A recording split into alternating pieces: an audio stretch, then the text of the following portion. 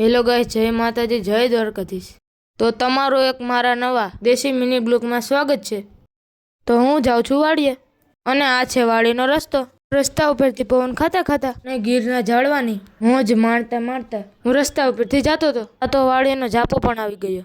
પછી જાપાને પૂછીને મેં ખેતરમાં એન્ટ્રી કરી। તો ખેતરમાં જોયું તો દાંતી અને રાપ કરી ગલ તૈયાર હતું। પછી બાજુની વાડીમાં જોયું તો ત્યાં એક ભાઈ હોળી કરીને તાપતા હતા। ના તાપતા નતા, પણ કચરાને વિદાય આપતા હતા। પછી પારે ને પારે આયલો ગયો, અને પારા માથે ઊભા રહીને જોયું તો બાજુના ખેતરમાં અચાનક નારિયેળી આવી ગઈ હતી। મને ખબર ના પડી કે આ નારિયેળી ક્યાંથી આવી।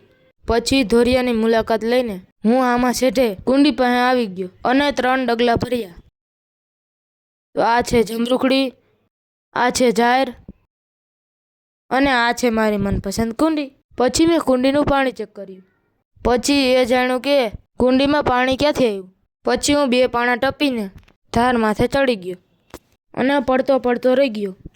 પછી આ બાજુ આવ્યો, પણ ના એ બાજુ નહોતું જવાનું। પછી પાણી જોયું તો વાયમાંથી આવતું હતું, અને જંગલનો મસ્ત નજારો પણ આવતો હતો। પછી પાછો કુંડીએ આવીને 2 હાથ ધોઈ નાખ્યા, પણ પાણી તો બહુ ટાઢું હતું, તો હિંમત કરીને ધોઈ નાખ્યા। પછી હાથ ધોઈને હું ખેતરમાં જોવા ગયો કે કેટલા ક્યારામાં પાણી પાયેલ હતું। તો 5-6 ડગલા ફરીને જોયું તો 1 2 3 4 ને 5 ક્યારામાં પાણી પાયેલ હતું। પછી મને નીંદર આવતી હતી, એટલે હું પગથિયા ચડીને મારા સિંહાસન પાસે પૂગી ગયો, અને પછી મેં મારું દેશી ફ્રીજ જોયું। દેશી ફ્રીજ જોઈને મેં એનો દરવાજો ખોલ્યો। દરવાજો ખોલીને 1 2 ને 3 ઘૂંટણા પાણી પી ગયો। પાણી પી અને ફ્રીજનો દરવાજો બંધ કરીને ફ્રીજને તેના સ્થાને મૂકી દીધું, અને ખાડા કાઢીને હું સૂઈ ગયો। પછી 5-6 કલાકની નીંદર કરીને હું ઉઠી ગયો અને આ રમડી।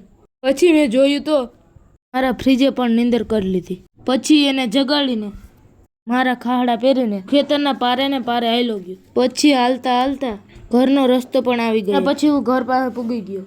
તો આ દેશી મિની બ્લોગ ગમ્યો હોય તો લાઈક, શેર અને સબસ્ક્રાઈબ કરો।